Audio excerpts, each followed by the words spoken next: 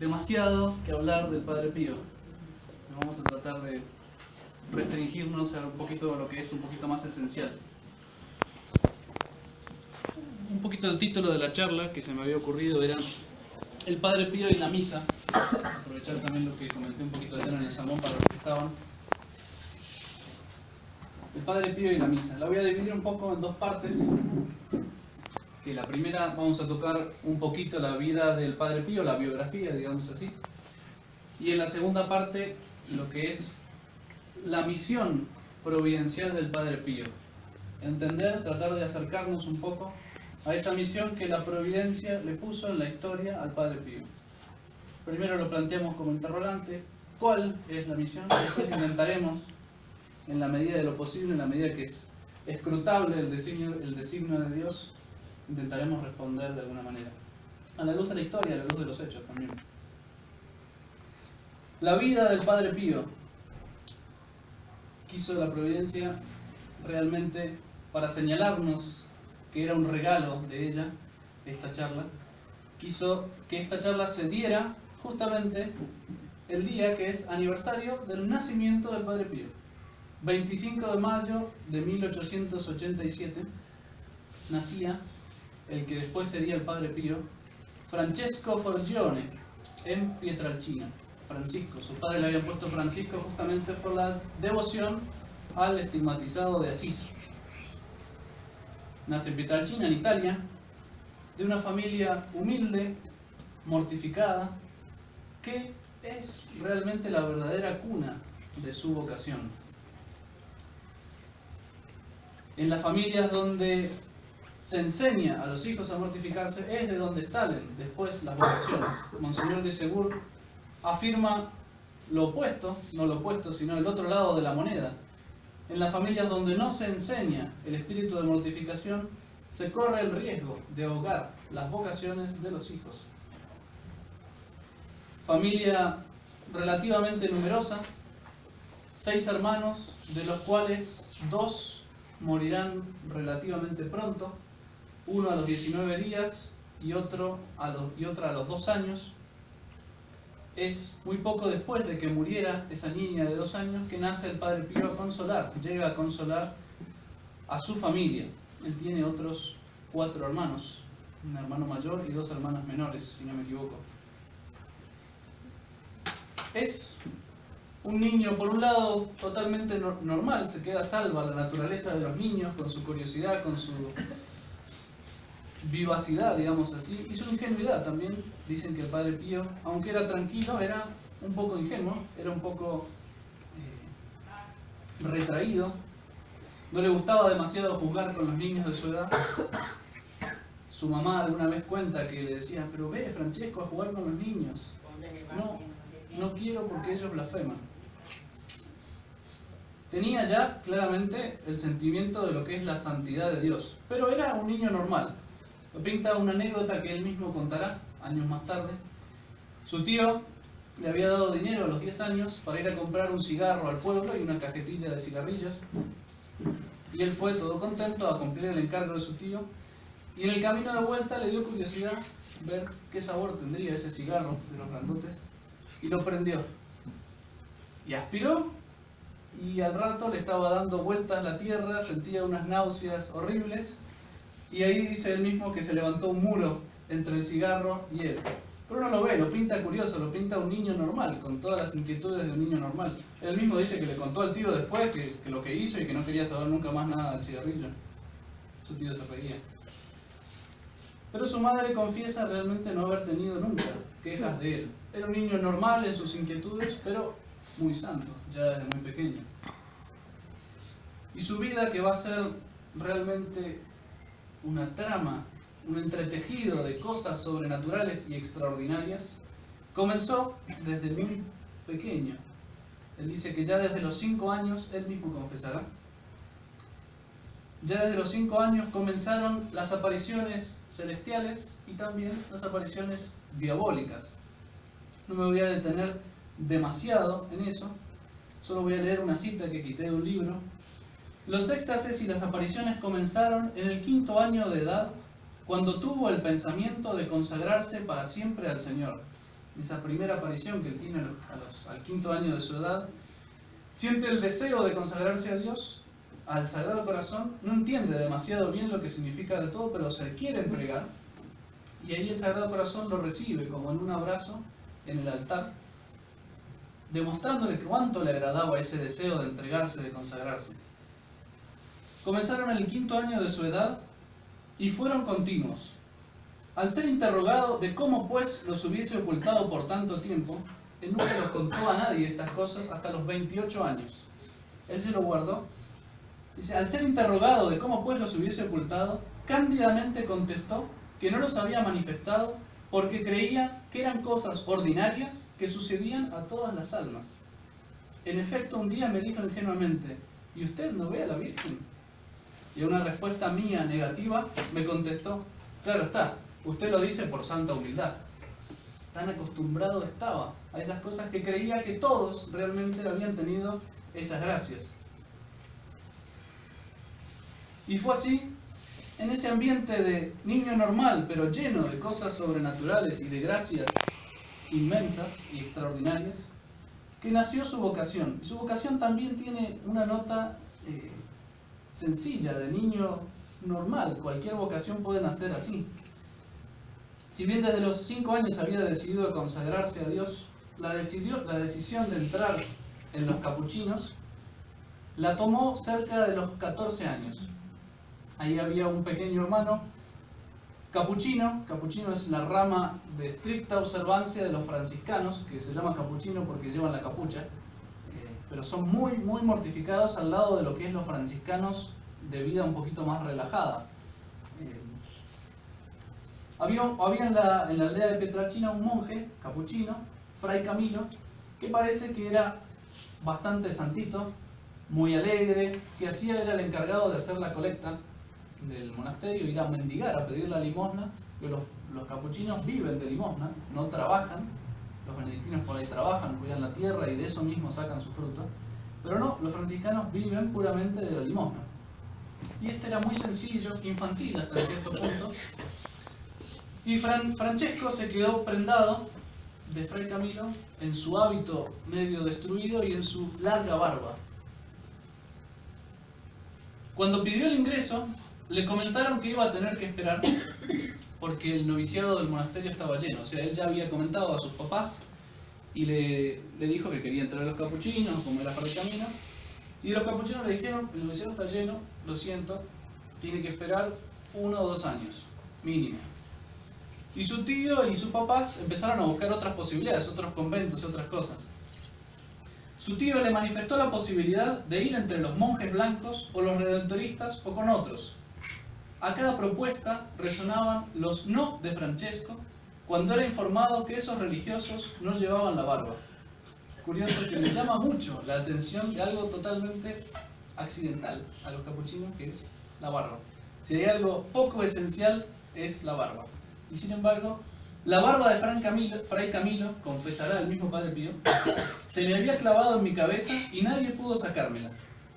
También la barba, puro accidente de un capuchino, tiene su atracción. La cuestión es que a los 16 años, 2 años después de este deseo, finalmente entra en el convento y comienza su noviciado. No voy a entrar demasiado en detalles, pero fue, según el parecer de todos sus superiores, un novicio absolutamente ejemplar.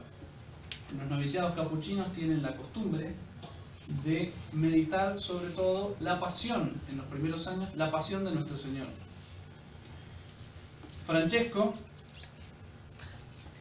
Fray Pío ya, sentía tanto dolor, tanta compasión por el Señor crucificado, que derramaba abundantes lágrimas, al punto que decían, y es testimonio de los demás, que en el banco de la iglesia que él usaba, del lado delantero, dejaba un charco de lágrimas.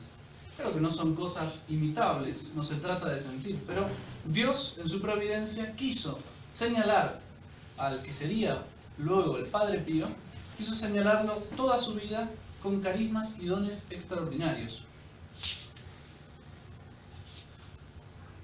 El Padre Pío tuvo que tomar la determinación para disimular un poco ese charco que quedaba de sus lágrimas de poner delante de su banco en la iglesia un pañuelo estirado y extendido para que absorbiera, y después él lo quitaba y ya no quedaba esa huella de su piedad. A los 23 años, después de 7 años de estudio, fue ordenado sacerdote. Desde que fue ordenado sacerdote se dedicó con celo extraordinario, realmente todo es extraordinario en la vida del Padre Pío. Se dedicó con celo extraordinario a los 2 apostolados principales de la vida sacerdotal, que son la confesión y la Santa Misa. Si algo distinguirá realmente la vida del Padre Pío, son estos 2 apostolados a los que dedicará su vida en la medida que lo dejen. Porque en la hora de las persecuciones le será quitado el privilegio de confesar. El Padre Pío llegó a confesar hasta 14 horas diarias. No sé cómo hacía, sinceramente, una vez con 3 horas de confesión queda. El Padre 14. Bueno. Los estigmas, para ir saltando un poquito para no hacerse demasiado pesado.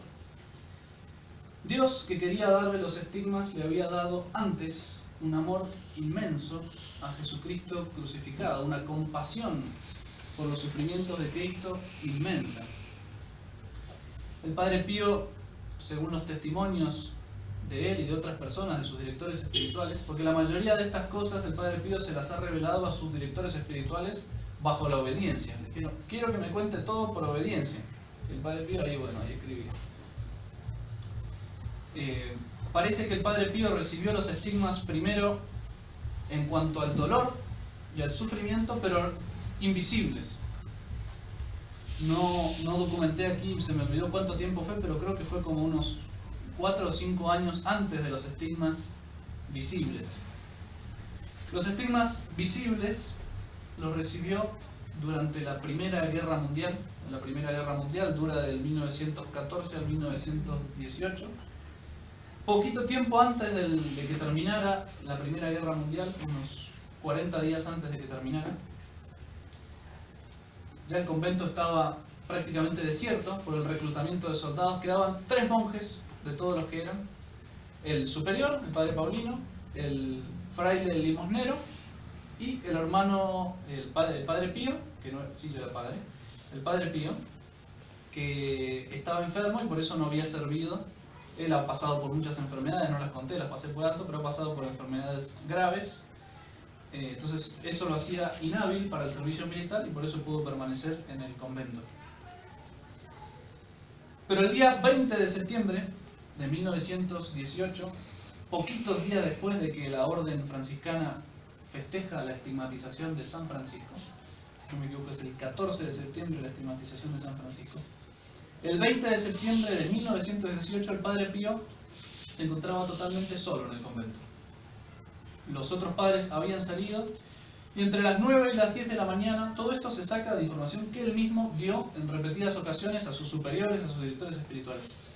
Entre las 9 y las 10 de la mañana estaba en su banco del coro haciendo la acción de gracias de la misa.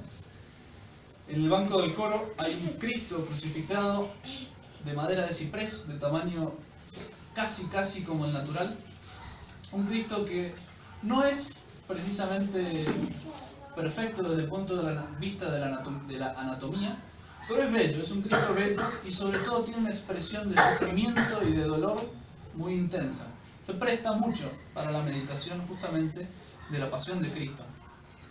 Rezando ahí, estaba en el coro haciendo mi acción de gracias de la misa y poco a poco me sentí elevar con suavidad siempre creciente que me hacía gozar al rezar. A un cierto momento, una luz hirió mis ojos y en medio de tanta luz se me apareció Cristo llagado, Cristo con los estigmas. Nada me dijo, desapareció.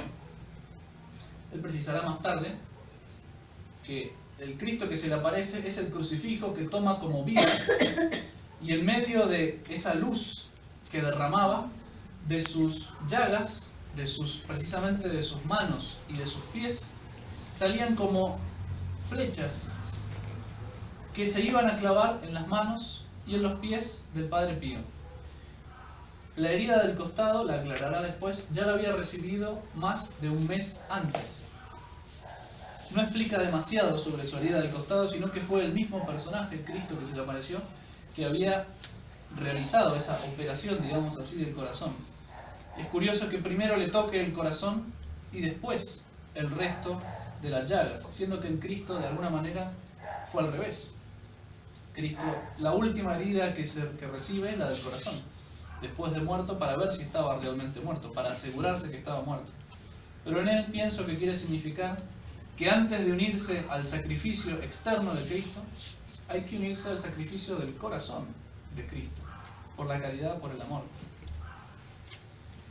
En otra carta aclara un poquito más: cuando me recuperé, me encontré en el suelo llagado, las manos, los pies, el corazón sangrando, y estaban doloridos tanto que me hacían perder toda fuerza para levantarme.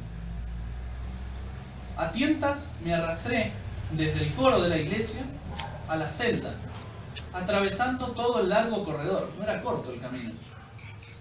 Los padres estaban todos fuera del convento. Me puse en la cama y recé para volver a ver a Jesús. Ahí se ve que toda su intención no estaba pensando ni en las llagas, y todavía ni se había dado cuenta. Tanto había sido el éxtasis de amor a Dios y a Cristo crucificado, y el gozo de esa visión, que solo pensaba en volver a ver a Jesús. Me puse en la cama y oré para volver a ver a Jesús. Pero luego entré en mí mismo, miré las llagas y lloré, elevando himnos de gratitud y de oración.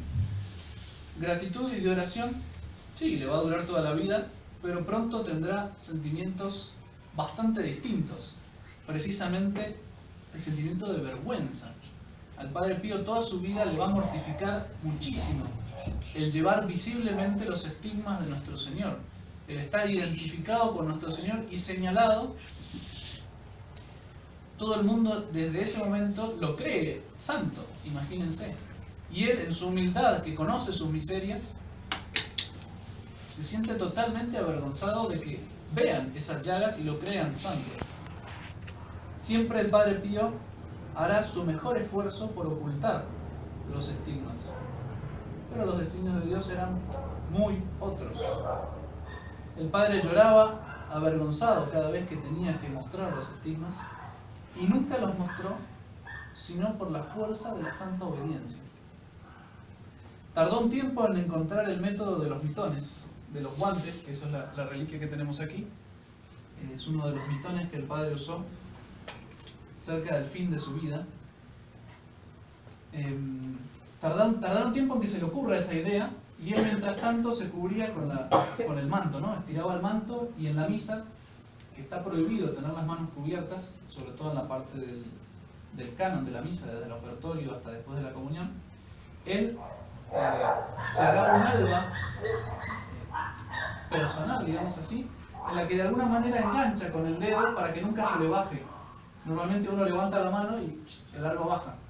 Él no, él se engancha de alguna manera para que no se vea. Él siempre tratará de ocultar los estigmas.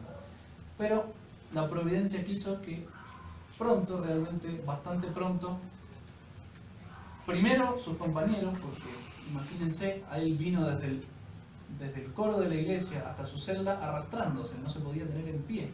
Y arrastrándose dejando un reguero de sangre, porque todas sus heridas manaban abundantemente.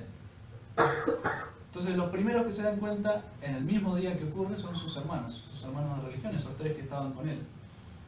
Y la orden capuchina tuvo, como tiene la iglesia generalmente, mucha prudencia al principio. Milagros santos, no. Momento, vamos a estudiar el asunto, primero silencio, esconda, que nadie se entere, notificar a los superiores y vemos qué hacemos. Pero ya le digo, la noticia cundió pronto entre sus hermanos, y tarde o temprano la gente, sobre todo al principio, que el padre no se había dado cuenta de cubrirse los estigmas con el mitón, la gente que se confesaba, la gente que iba a la misa, porque en la misa él no se cubría y todavía no tenía hecha esa alba que le decía, la gente empezó a descubrirlo y se empezó a correr las palabras de la fama de este monje estigmatizado, del santo monje estigmatizado. Inmediatamente ya le dieron el apodo de santo. Entonces los superiores ordenaron discreción, secreto y prudencia. Y entre estas cosas era bien importante hacer exámenes médicos. El Padre Pío tuvo los estigmas 50 años. Durante los 50 años pobre, tuvo un viacrucis constante de estación en estación, de médico en médico. Y el padre, por obediencia y con vergüenza, mostraba los estigmas y se sometía a todos los cuidados que los médicos le dijeran que tenía que realizar para ver cómo reaccionaba, ¿no es cierto? Porque los médicos muchas veces prescriben cosas para ver qué pasa. El primer médico que lo... Perdón, voy a hacer una pequeña descripción, voy a leer una descripción de los estigmas. Sus estigmas eran heridas muy profundas que penetraban el centro de sus manos y pies y el costado izquierdo de su cuerpo. Al revés que Cristo, el Padre tiene la herida del lado contrario de Cristo. Sus manos y pies estaban totalmente perforadas al punto que se podía ver la luz que atravesaba la membrana que cubría sus heridas. Él tenía como una especie de costra de sangre que no dejaba ver la herida, el hueco de la herida, pero por lo que se veía, por lo que los médicos estudiaron, tenía más o menos en la palma de la mano 1 centímetro de diámetro. Y el médico dice que en la primera, bueno, después lo voy a leer, no se preocupe. La venda que estaba ubicada, que atravesaba la membrana que cubría sus heridas. Llevaba guantes en sus manos, excepto durante la misa, que se cubría con el alba lo mejor que podía. Y llevaba también calcetines en los pies, contra la costumbre de los capuchinos. Los capuchinos son no descalzos, sino con sandalias, nunca llevan medias normalmente. La venda que estaba ubicada en su costado izquierdo se empapaba con sangre que fluía durante la noche y tenía que ser reemplazada al día siguiente. Sus estigmas fueron examinados en varias ocasiones por los médicos. La conclusión imparcial a la que llegaban era que sus heridas no tenían explicación. Sin el permiso inmediato de sus superiores, nadie podía ver sus heridas. El doctor Bignami, que fue el primero que examinó las heridas poco después de que había recibido el padre, explicó, en realidad lo explica 1 año después. Él cuando examina las heridas dice, sí, es raro, son difíciles de explicar, pero podría llegar a explicarse con un fenómeno psicológico de locura, concretamente, hablando en claro, que se autolesiona y que, no sé, la explica por ese lado, dice que podría llegar a explicarse por ahí. Entonces el médico dice a los superiores, todo esto nos vamos a enterar si es verdad o no, si las heridas cicatrizan. Yo creo que estas heridas cicatrizan en 15 días. Si toman los cuidados que yo les doy, los cuidados son muy precisos, de limpiezas, de no utilizar la tintura de yodo que el padre utilizaba para curarse, porque dice que eso puede influir para que no se cicatrizara. También él elige 4 testigos que estén para que las heridas, las vendas se pongan y estén como selladas, como una marca de autoridad. Esto no se abrió. Entonces siempre tenían que estar los cuatro testigos revisando, ¿lo abrió el Padre Pío o no? Si no lo abrió, bueno, abrimos, ¿cómo está? Bien, limpiamos la herida, la volvemos a vendar, volvemos a poner los sellos para que el Padre Pío no haga nada. Si es un loco que se autolesiona, con eso no lo va a poder hacer. 1 año después, por supuesto las heridas no cicatrizaron, y el doctor Bignami examinó las heridas y dijo, no entiendo cómo estas heridas han persistido ahora por casi 1 año sin mejorar o empeorar. 1 año, fueron 50 años en los que la herida ni mejoró ni empeoró, ni cicatrizó, ni se infectó, no tenía ningún signo de infección, ningún signo de inflamación alrededor de la herida. Un montón de detalles que no me voy a meter de orden médico, que señalaban también a la ciencia el carácter sobrenatural, inexplicable a la luz de la ciencia, de esas heridas del Padre Pío. Otro hecho que corroboró la conclusión fue, por el Padre Pío, tuvo después, no me acuerdo en qué año, ¿cómo se llama esto? Una hernia inguinal, por la cual tenía que someterse a una operación. El Padre Pío, temiendo que aprovecharan esa operación y la anestesia para analizarle también sus estigmas, el Padre Pío dijo, no, sin anestesia. Una operación que ni les digo lo que duele. Y el Padre Pío, claro, se somete a esa operación sin anestesia y es tanto el dolor que se desmaya. Y ahí los médicos aprovechan para analizar las heridas. Y en ese análisis, claro, justamente todas las operaciones que él le hicieron por otro lado, se curaban normalmente, salvo estas, que a pesar de los médicos, todos los esfuerzos que hacían, no se curaban y permanecían. De la herida de su costado, que estaba siempre cubierta por un paño de lino, perdía cerca de una taza llena de sangre todos los días. Él precisará en algún otro lado que esa herida le dolía especialmente de jueves a domingo, que sangraba especialmente más de jueves a domingo. Otro médico, el doctor Sanguinetti, le dijo a un amigo: si usted o yo sufriéramos una décima parte del dolor que sufre el Padre Pío por causa de sus heridas, ya estaríamos muertos. Y es un médico, lo dice como médico, no lo dice exagerando ni como metáfora. Realmente Dios lo hace sufrir muchísimo, pero lo sostiene también medio milagrosamente en la vida. Una de las cosas que escribe el Padre Pío a su director espiritual poco tiempo después de recibir los estigmas es: tengo miedo de morir desangrado, porque perdía realmente mucha sangre. Pero Dios quería mostrar eso y no quería que se muriera, así que duró bastante tiempo más el pobre padre. 50 años más antes de morir. Además de los estigmas, el Padre Pío sufrirá también, aunque eso no fue tan analizado, pero él lo confesará también, sufrió la corona de espinas, la coronación de espinas, y la flagelación casi una vez por semana.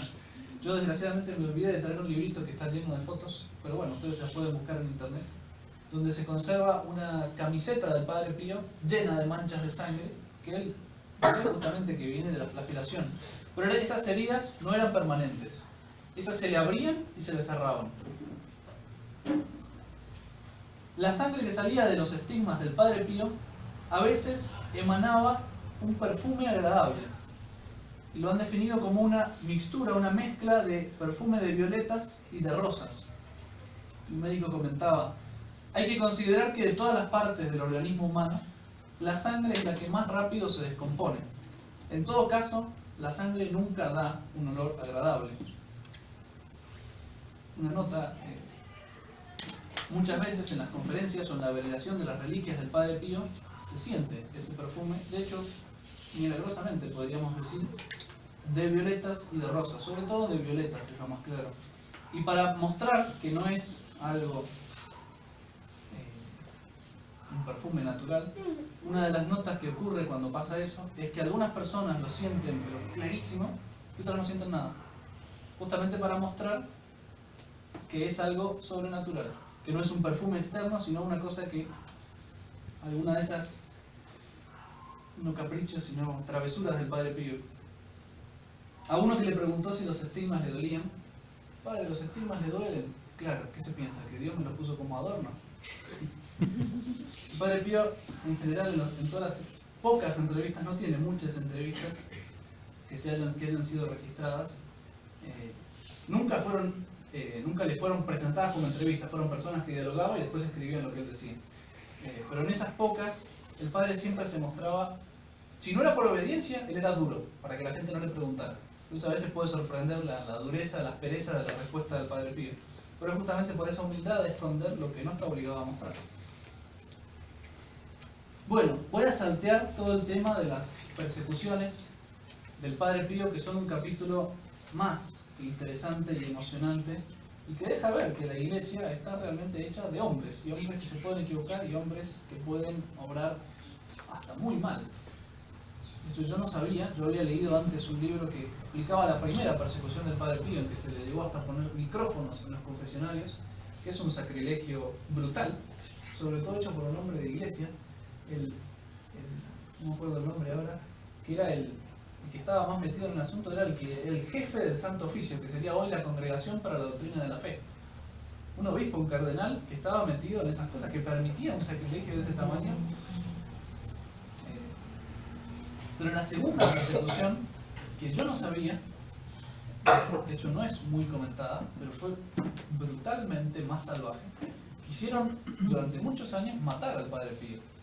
Cosas como dejarle abiertas las ventanas para que se muriera de frío, inyecciones, por obediencia lo obligaban a recibir inyecciones que lo hubieran matado si no fuera porque la gracia no quería que muriera.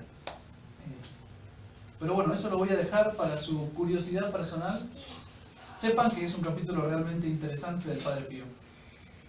Pero pasamos un poquito a la segunda parte. ¿Cuál es la misión del Padre Pío según la providencia? ¿Cuál es la idea que Cristo tuvo para él en la historia? La misión. El Padre Pío llevó los estigmas durante 50 años y desaparecieron muy poquito tiempo antes de su muerte. De hecho, cuando llevaban el cuerpo a enterrar, se veía perfectamente la palma sin cicatriz, sin señal alguna, sin nada. Y es sumamente impresionante porque toda su vida, médicos de toda clase, ateos, de todo, lo analizaron y pueden testificar que esas heridas estaban, que esas heridas no cicatrizaron, que esas heridas no eran explicables. Esas heridas desaparecen misteriosamente justamente cuando el padre muere. El padre festeja, sus 50 años festeja, digamos así, los 50 años de llevar los estigmas, con una misa en que los fieles le habían puesto 50 ramos de rosas rojas, justamente por la sangre que él había derramado estos 50 años. Y 2 o 3 días después el Padre Pío ya muere. Pero para empezar a aproximarse un poquito,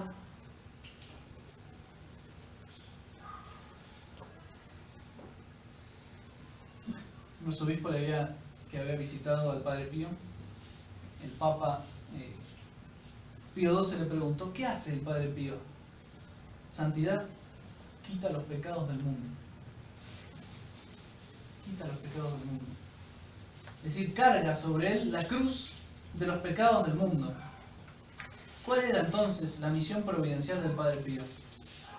Hay que tener en cuenta que según los peligros y las diversas necesidades de la historia del mundo, Dios ha suscitado en su iglesia grandes santos que están llamados a sostenerla y a servirla con sus luces, sus trabajos, sus méritos y sobre todo con el ejemplo de su vida. Dios los pone como lumbreras, como los faros que dirigen a las almas en una época en la que la iglesia o la historia del mundo se inclina a distintos lados y estos sostienen, como esa visión que tuvo en algún momento un papa de un frailecito que estaba sosteniendo, no sé si era el edificio del Vaticano que se estaba derrumbando, no me acuerdo, y era San Francisco. Dios, por ejemplo, en la época de San Francisco es muy claro. La providencia de Dios en un mundo que se está entregando a las riquezas y al deseo de los honores, que los sacerdotes están juntando dinero, se están haciendo ricos, que está todo el tema de la simonía, que es decir, el negocio con las cosas sagradas. San Francisco hace una vida de pobreza total. ¿Por qué? Porque Dios inspira a San Francisco eso para mostrar al mundo que lo que le agrada es la pobreza, que lo que le agrada es la humildad, no el deseo de los honores. San Francisco llegará en su humildad a renunciar incluso al mismo sacerdocio. Impresionante, alguien de la santidad de él, qué buen sacerdote hubiera sido. Y sin embargo, Dios quería que él renunciara a eso, por eso lo inspira, por eso lo mueve a eso.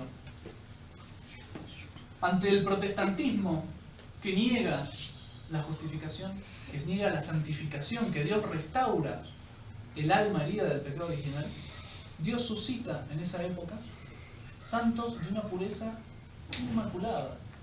Un San Luis Gonzaga, que uno lee la vida y dice, pero no puede ser que no haya cometido nada. Toda su vida lloró un pecado, que hay que ver si fue pecado, que fue una palabrota que se le escapó, que no sabía lo que significaba. Imagínense el grado de santidad y de pureza en esa alma. Y Dios la suscita justamente en el momento en el que el protestantismo dice, no, Dios no arregla las almas, Dios nos cubre, somos todos pecadores, no se puede llevar buena vida. Dios nos cubre con un manto y si amas te perdona todo. No. Una Santa Gema de Algani también en esa época, santos de pureza realmente inmaculada. Modernamente, ante el desaliento del mundo a emprender la santidad,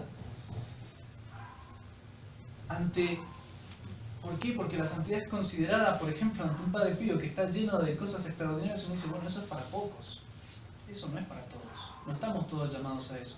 Ante ese desaliento que produce todo lo espectacular que tiene la santidad, Dios suscita una Santa Teresita del Niño Jesús. Una santa en que lo extraordinario es justamente que no hay nada extraordinario. O casi nada, casi nada. Lo extraordinario en ella es que todo lo de la vida cotidiana lo ha hecho con un amor totalmente divino. Como el niño Jesús en Nazaret, escondido. No hizo milagros hasta las bodas de Caná.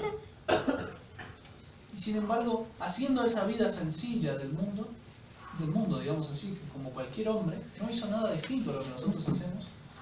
él agradaba a Dios más que todos los hombres juntos. Y lo mismo podríamos decir de la Virgen Santísima y de San José. En su proporción, ¿no? Por supuesto. Pero Dios suscita a Santa Teresita en esa época de la historia justamente para arreglar esa desviación, ese desaliento de los hombres. ¿Qué quiero decir citando estos ejemplos? Tener en cuenta que Dios siempre está velando sobre su iglesia y vela especialmente con los santos, para poner un freno, porque son los que más mueven. La doctrina, la explicación de la teología no está al alcance de todos, pero el ejemplo de los santos sí. El ejemplo de los santos sí, y eso es lo que más mueve a los hombres. En la época de las grandes herejías, Dios ha suscitado enormes doctores de la iglesia. Un San Agustín contra el maniqueísmo, contra todas las otras herejías que aparecían por ahí. Santo Tomás de Aquino, que fue la lumbrera de su época, no solo de su época, realmente desde aquí hasta la iglesia siempre ha repetido, sigan a Santo Tomás, sigan a Santo Tomás. Que logró coordinar perfectamente y explicar, de alguna manera, en cuanto es explicable, la fe a la luz de la razón. Por supuesto que la fe siempre es fe, pero mostró que no hay oposición, que no hay choque, ante un mundo que estaba cayendo en un racionalismo o en un fideísmo.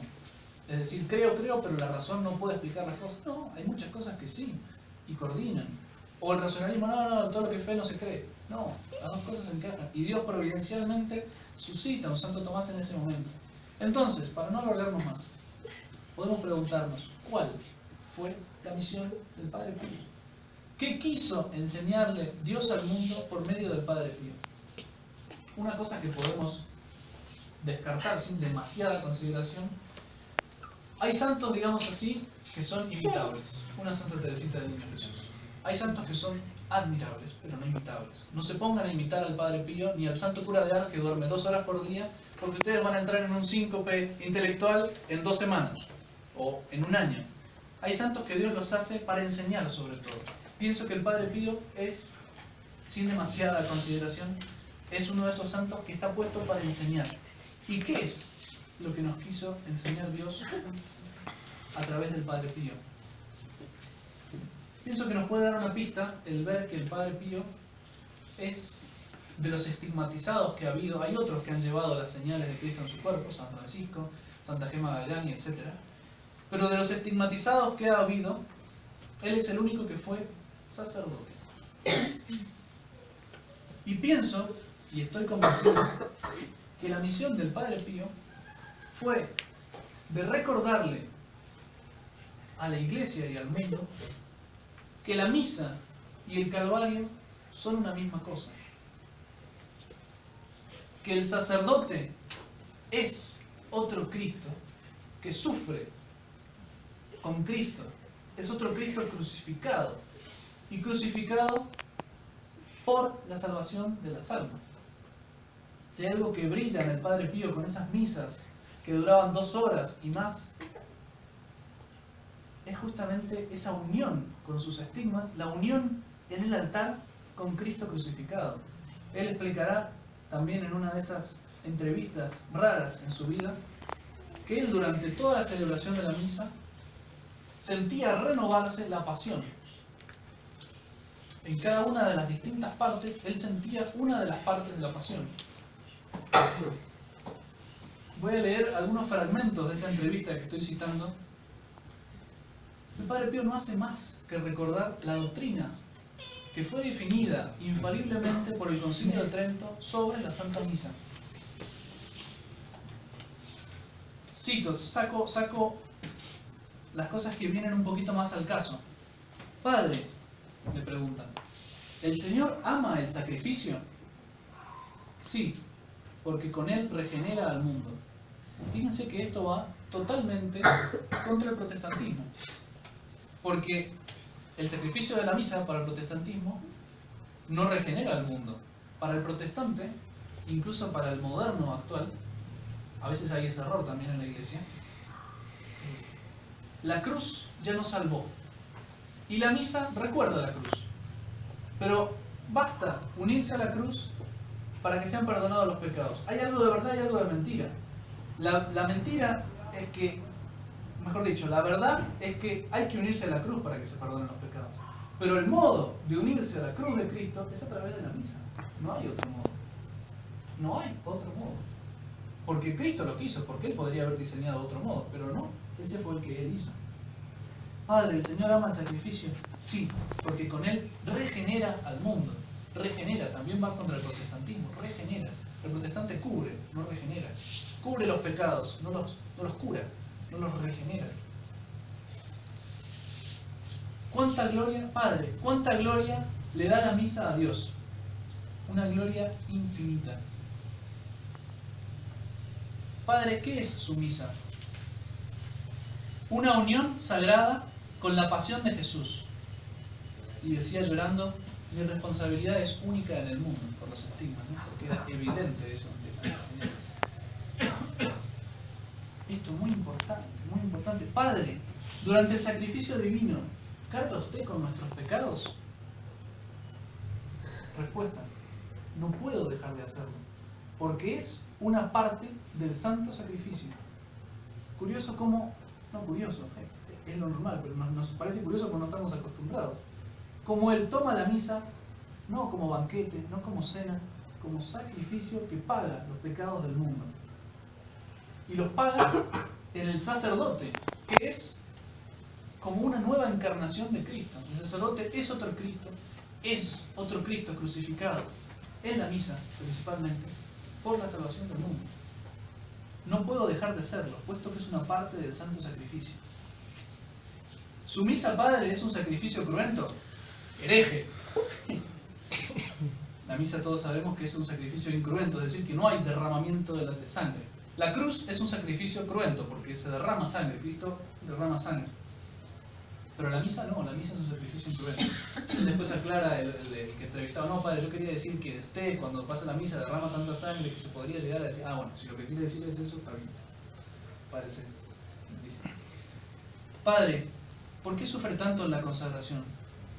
No seas malo, responde, no quiero que me preguntes eso. Porque se ponía a llorar el Padre en las puras preguntas que le hacían. Padre, dígamelo, ¿por qué sufre tanto en la consagración? Porque en ese momento se produce realmente una nueva y admirable destrucción y creación. Creación porque de alguna manera Dios empieza a estar donde no estaba. Y destrucción justamente lo que explicaba ayer en el sermón. Esa separación real, pero misteriosa, entre el cuerpo y la sangre de Cristo, porque está la hostia en un lado y el cáliz con la sangre en otro, es lo que produce el sacrificio. Eso la Iglesia lo ha definido dogmáticamente. En Trento, y Pío XII lo volvió a recordar. El Padre dice, ¿por qué sufre tanto la consagración? Porque en ese momento se produce una nueva y admirable destrucción. Es Cristo que se ofrece en sacrificio. Se destruye misteriosamente, místicamente, pero es real esa destrucción. No es física, pero es real. Eso la teología lo explica. Es difícil de entender, es un misterio. Pero es real, no deja de ser verdadero. Y es parte del dogma sobre la Santa Misa. Padre, si usted sufre como Jesús el abandono total, entonces nuestra presencia en la misa no sirve de nada. Que también es muy curioso esto, porque hoy en día se dice que la misa privada no sirve para nada. Que la misa cuando pueda tiene que ser pública. Y si no, mejor no la hagan, concelebren cuando puedan, ¿no? La utilidad es para vosotros. Al sacerdote no le va a aportar nada, y a la misa en sí misma no le va a aportar nada que haya o no haya fieles. Pero a la gente que asiste le hace muchísimo bien. La gloria que se le da a Dios la da Cristo como encarnado en el sacerdote que ofrece la misa. La utilidad es para vosotros. ¿Acaso fue inútil la presencia de la Virgen Dolorosa, de San Juan y de las piadosas mujeres a los pies de Jesús agonizante? Claro. Ellos cooperaron a la redención del mundo por su participación en ese sacrificio. Lo mismo está queriendo decir el Padre, lo mismo podemos hacer nosotros. Cooperar al perdón de nuestros pecados por la participación en la misa y a la salvación de las almas. Realmente la misa es un misterio tan grande, tan poderoso. Ay, ay, ay. Padre, ¿muere usted en la Santa Misa? Místicamente, en la Sagrada Comunión.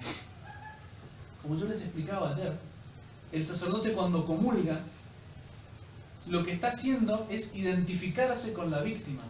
Eso es algo clásico en todos los sacrificios.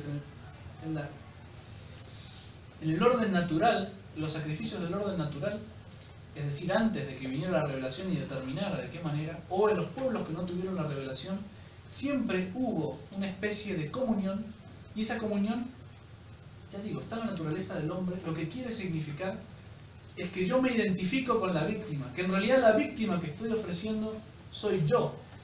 Yo me estoy sacrificando, me estoy ofreciendo la muerte en esa víctima. Y eso se significa en el momento de la comunión. Por eso, Padre, ¿usted muere en la Santa Misa? Sí, místicamente en la Sagrada Comunión.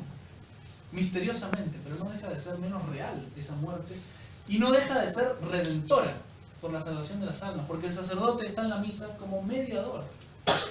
Está representando a los hombres y está alcanzando la propiciación, el perdón de los pecados por todos los hombres a los que representa. ¿Y cómo lo alcanza? Muriendo místicamente con Cristo. Padre, ¿asiste la Santísima Virgen a su misa? ¿Crees que la mamá no se interesa por su hijo? Y los ángeles en multitudes. ¿Y qué hacen? Adoran y callan. Ya les digo, ustedes vengan o no vengan a la misa, pero los ángeles están y la Virgen está. No necesitamos más. A ustedes les hace muchísimo bien venir a la misa, por supuesto. Cooperan a la redención de las almas, sí, pero no es necesario. No es necesario. El Padre Pío recuerda, vive y muestra la doctrina tradicional, la doctrina definida por la Iglesia sobre la Santa Misa, y la muestra en una época, en un momento de la historia de la Iglesia en que se está olvidando eso. Justamente Dios lo suscita así de extraordinario para que el mundo y la Iglesia recuerde esta verdad. Justamente el Padre muere en vísperas de la promulgación de la Misa Nueva, de la misa que se celebra en las parroquias. Él nunca quiso celebrar la Misa Nueva, porque si hay algo que en la Misa Nueva no queda claro, es que sea un sacrificio. Es una cena, sí, que perdona los pecados, también queda un poquito oscurecido. Si hay que resumir la Misa Nueva, hay que decir que deja de ser un sacrificio para convertirse en una cena rememorativa, que recuerda lo que Cristo hizo en la última cena, pero no hace, no vuelve a morir el sacerdote. No queda claro tampoco el papel de mediador del sacerdote. El sacerdote queda un poco como presidente, elegido medio democráticamente por los fieles, que está dirigiendo las cosas. El Padre Pío siempre se negó a celebrar la Misa Nueva. Nunca la celebró, de hecho. Antes de la clausura del Concilio Vaticano II, en febrero de 1965, alguien le anunció que pronto tendría que celebrar la misa de acuerdo con un nuevo rito ad experimento, es decir, para experimentar, a ver qué pasa. Ya no sería en latín y que había sido ideada por una comisión conciliar litúrgica con el fin de responder a las aspiraciones del mundo moderno, es decir, adaptar la misa a lo que piensa la gente de hoy. El sacrificio no gusta mucho. Si algo que desapareció del orden del hombre moderno es la noción de sacrificio. Inmediatamente, incluso antes de conocer el texto, escribió a Pablo VI para pedirle, Papa en ese momento, para pedirle una dispensa de este experimento litúrgico y para poder seguir celebrando la misa de San Pío V, la misa que celebramos nosotros hoy aquí. Cuando el cardenal Bacci lo fue a ver, el cardenal Bacci es el que escribió el breve examen crítico junto con el cardenal Ottaviani.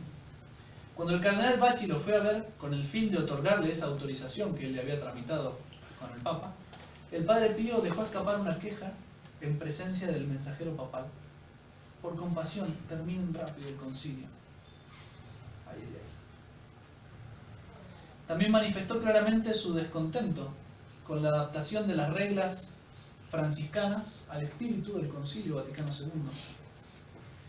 En 1966, el padre general de los franciscanos vino de Roma antes de un capítulo especial sobre las constituciones, con el fin de pedir al Padre Pío sus oraciones y bendiciones justamente para la adaptación de la regla. Se reunió con el Padre Pío en el claustro. Padre, vine para encomendar sus oraciones a sus oraciones el capítulo especial para las nuevas constituciones. El Padre Pío apenas escuchó capítulo especial y nuevas constituciones, con un violento gesto dijo en voz alta: todo eso no son sino tonterías destructivas. Pero padre, después de todo hay que tomar en cuenta las generaciones más jóvenes. Los jóvenes evolucionan a su propia manera, existen nuevos requerimientos.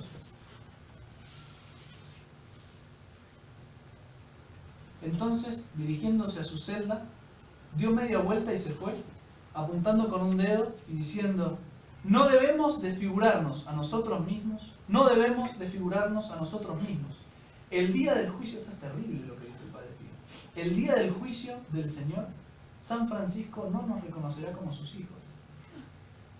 Desgraciadamente, eso lo podemos decir hoy en día. El día del juicio del Señor, San Francisco no nos reconocerá como sus hijos.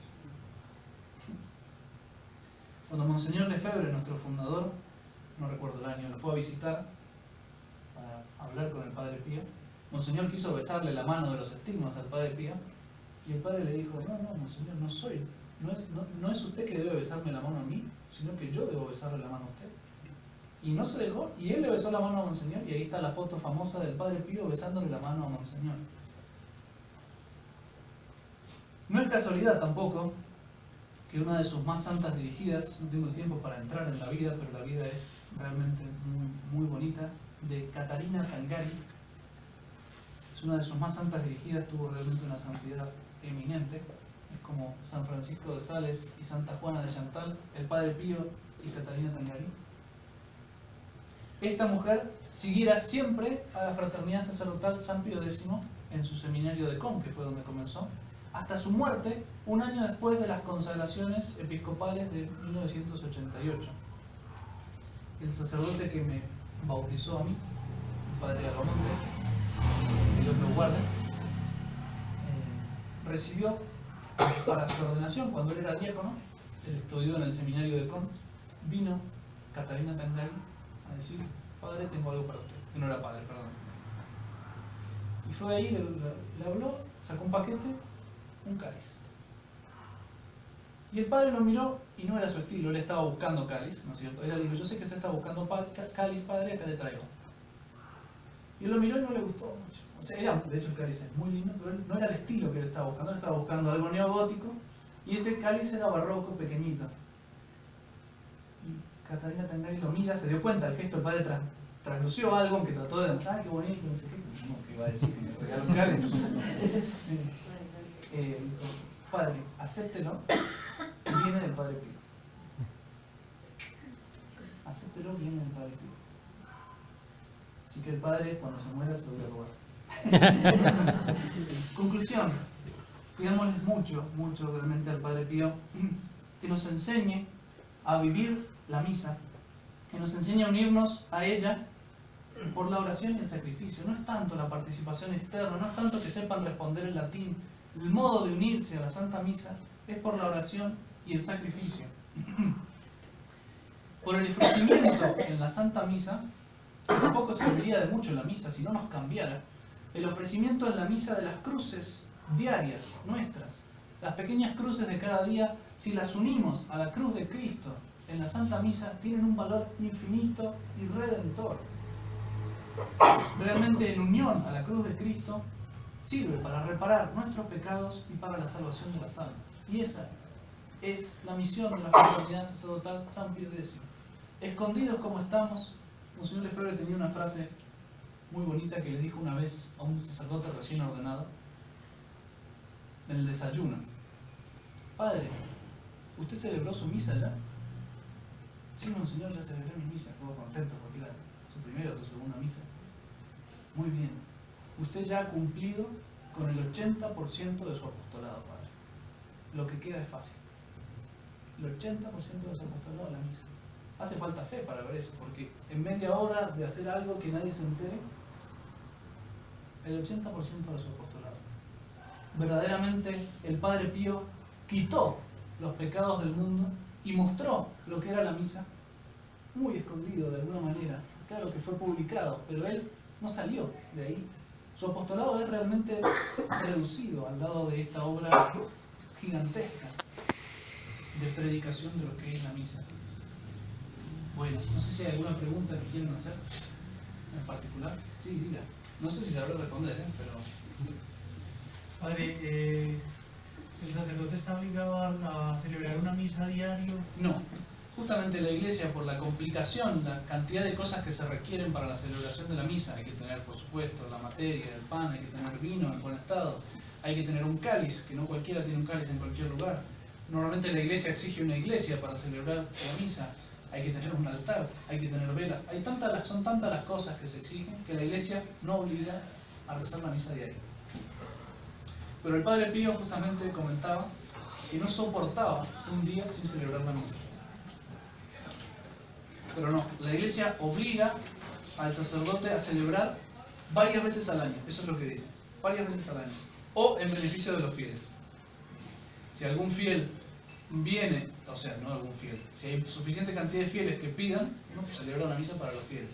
De hecho, una de las razones y de las causas para que el sacerdote celebre más de una misa al día es en beneficio de los fieles. Si hay 20 fieles, por ejemplo, en otro lado que no tienen sacerdote, bueno, celebro mi misa para los de acá, me voy allá y celebro para los de allá. ¿Alguna otra pregunta? Sí. Bueno, yo leí un poco la historia del Padre Pío. No hablas mucho de su ángel de la guarda, él tuvo también una conexión muy grande. Sí, o sea, el Padre Pío es extraordinario por donde uno lo mire. O sea, uno podría haber desarrollado todo el tema de las curaciones, de las bilocaciones, de las profecías, de la lectura de los corazones. De hecho, por ejemplo, el Padre Pío era muy duro a veces a tratar a la gente. Y los superiores le decían, Padre, por caridad, no sea tan duro. Y el Padre respondió, yo hago lo que Jesús me dice que haga con cada alma. La caridad más grande es que se conviertan de sus pecados. Y a veces ser duro ayuda a que se conviertan de sus pecados. No me digan que no lo hago por caridad. Pero sí, ya le digo, hay muchísimas cosas que me podría contar. Pero uno, por la brevedad, por amor a la brevedad, que no fui tan breve, no va agregando tampoco tantas cosas. ¿Alguna pregunta más? Sí, bien. Por ejemplo, una forma como lo atacan a uno es que, no, mire, el Padre Pío estaba celebrando en un altar muy diferente. Bueno, el Padre Pío pobre, ya estaba muy viejo y le cambiaron el altar de lado, pero él celebró la misa tradicional. Usted mire la misa que él celebra y es la misa tradicional. Él tiene el misal al costado, él tiene el corporal, él tiene el cáliz, palis, la cruz está adelante, no están los fieles. Él capaz que ni se dio cuenta que estaban los fieles, ya estaba muy viejito. Él celebra frente a la cruz. No, él celebra la misa tradicional y ya le digo, él se negó toda su vida a celebrar esa misa. Por algo, ¿no? El Padre que Dios saca a un santo que celebra esas misas de 2 horas, 3 horas, 5 horas, justamente, y de hecho, interesante, porque no la celebraba a propósito de 5 horas. De hecho, la iglesia, uno cometería un pecado si celebrara a propósito una misa más larga, porque sería singularizarse a propósito, sería además en contra de los fieles, porque si no los fieles empiezan a buscar, no, porque este padre celebra más bonito, porque es más largo. La misa es un acto oficial, tiene que ser igual por todos los sacerdotes. Esa es otra cosa que se ha dejado de lado hoy en día. Pero el Padre Pío comenta justamente que él hacía todo su esfuerzo para celebrarla según las rúbricas, lo que manda la ley de la iglesia, y no podía. Quiere decir eso, que Dios lo hizo a propósito. Que Dios es el que está queriendo que esas misas duren eso. Más allá de las leyes de la iglesia, él las puede romper, él es el que creó la iglesia. La iglesia dice media hora. Bueno, hay que hacerlo en media hora. Ahora, si hay un éxtasis que le agarra en el medio y no puede salir, y eso es lo que le pasaba al Padre, en cada parte le agarraba un éxtasis en la elevación y se quedaba estático 3, 5, 10 minutos en la elevación, en flexiones de 15 minutos y dice, Padre, no es lo que dice la ley de la iglesia. Sí, pero no puedo. No podía. Y él lo logrará hacer solamente por obediencia. De hecho, otra de las cosas que podría uno haber dicho, ¿no? Al Padre lo dirigían mentalmente. Se ponía el superior arrodillado en el banco de la iglesia y él mentalmente, el superior, decía, Padre está tardando mucho, vaya al otro lado. Y el Padre se levantaba y iba al otro lado. Y si no le hacían eso, se quedaba. Y obedecía todas las órdenes que le dieran mentalmente. Y así lograban que el Padre tardara 1 hora, un poquito menos de 1 hora para celebrar su misa. Lo que normalmente tardaba eran 2 horas. Cuando se habla de misa de 5 horas, es una misa de Navidad que el sacerdote puede celebrar 3 misas seguidas. Entonces daba unas 5 horas. Lo que normalmente tardaba eran 2 horas. Yo le digo, por ejemplo, esta entrevista que cité al final, Padre, el Señor ama el sacrificio, cuenta de gloria, es muy bonita, sería muy bonita que la leyeran entera, porque es realmente preciosa. Yo también les digo por brevedad, acorté muchísimas cosas que...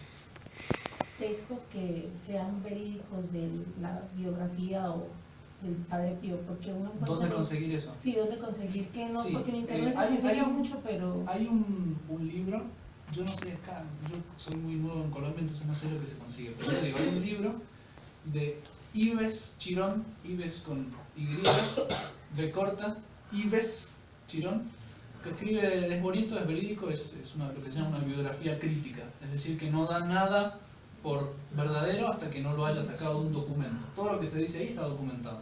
Hay muchas cosas que se callan porque no las logró documentar, bueno, pero dice muchísimas cosas. Sobre todo ahí está la primera persecución, él no llega a tocar el tema de la segunda persecución.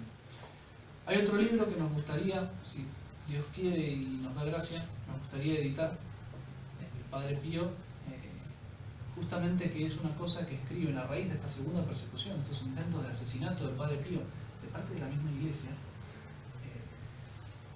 que los distintos sacerdotes que veían esto que estaba pasando y las distintas personas empiezan a documentar todas las cosas que se hacían y la elevan como una queja a Pablo VI.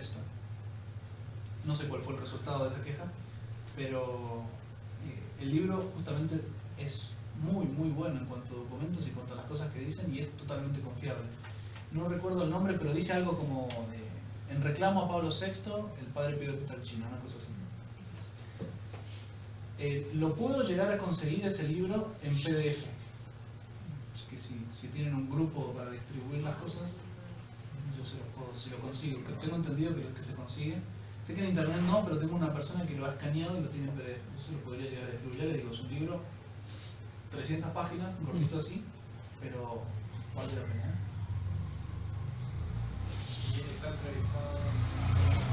Estas veritas se consiguen en internet. No sé si ubican la página Stat Veritas de la fraternidad, un chico de la fraternidad de Buenos Aires. Sí. Stat Veritas es un blog. Sí. Bueno, en esa página busquen Padre Pío y le van a salir el Padre Pío y la misa, no es una conferencia, pero dice algunas cosas. Y esa entrevista no me acuerdo cuál es el nombre, pero está enterita ahí. Realmente muy vale la pena, es cortita, son 3 paginitas que uno lee, pero muy bonita. Ya les digo, lo único que hace el Padre Pío, claro, recordar, pero lo vive, ¿no? No es cualquiera que lo recuerda la doctrina tradicional, así como, repitiendo como un loro del catecismo, ¿no? Dice lo que vive. Sí, ¿alguna otra pregunta? Sí, Padre, o sea que hay cosas falsas que mencionan del Padre Pío. Sí, hay cosas falsas que menciona el Padre Pío. De hecho, los que odian la fraternidad dicen que el Padre Pío, cuando se encontró con Monseñor Lefebvre, le profetizó, le dijo, Monseñor, usted está desobedeciendo, una cosa así. Te decían que iba a hacerle, que para esa obra que iba a hacer mucho daño a la iglesia. Sí, hay una cosa así, pero eso se lo inventaron después. O sea, Monseñor después de la cosa dijo, ¿cómo era Monseñor? Totalmente abierto y comentaba. Y además había gente y testigos. Y al contrario está el beso de la mano del Padre Pío a Monseñor, que eso sí hay foto y eso sí está documentado. Entonces, ya digo, a Monseñor Lefebvre le han hecho una cantidad de mentiras y cosas ahí que se derrumban solas al fin y al cabo. ¿Alguna otra pregunta? Perdón, también todo el tema de las persecuciones, sobre todo la segunda persecución, como ya le digo, están metidos hombres de iglesia de altos cargos.